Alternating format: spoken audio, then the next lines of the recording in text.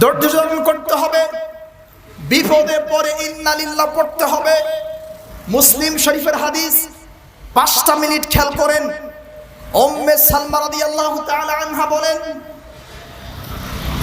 উম্মে সালমা রাদিয়াল্লাহু তাআলা আনহা বলেন, রাসূল সাল্লাল্লাহু আলাইহি ওয়াসাল্লাম বলেছেন, মা মিন মুসলিমিন তুসিবুহু মুসিবা, যখন কোন মুসলমানকে মুসিবত আক্রান্ত করে, সুম্মা ইয়াকুলু, বিপদে পড়ে এদিক সেদিক না বলে সরাসরি আল্লাহকে বলে, ইন্না লিল্লাহি ওয়া ইন্না ইলাইহি রাজিউন, এটুকুই শেষ নয়, আল্লাহুম্মা, হে আল্লাহ, আজুরনি ফি মুসিবাতি, আমার মুসিবতে আমি আপনার কাছে নেকি চাচ্ছি।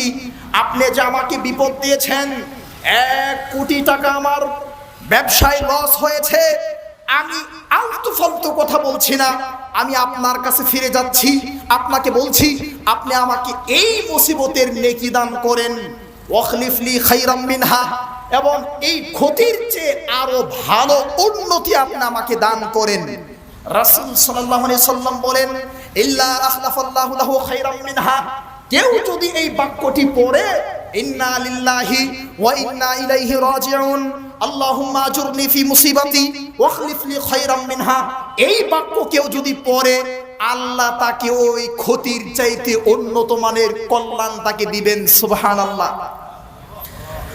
যার জ্বলন্ত প্রমাণ উম্মে সালমা, এই হাদিসের বর্ণনাকারী উম্মে সালমা বলেন, আমার স্বামী আবু সালমা যুদ্ধের ময়দানে শহীদ হয়ে গেলেন।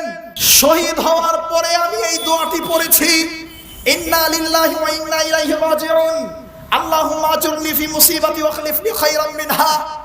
এই দোয়া পড়ার পরে আমি বলছিলাম, এই পৃথিবীতে আবু সালমা আমার স্বামীর চেয়ে দামি কোনো মানুষ হতে পারে না, আবু সালমার চেয়ে ভালো কোনো মুসলমান হতে পারে না।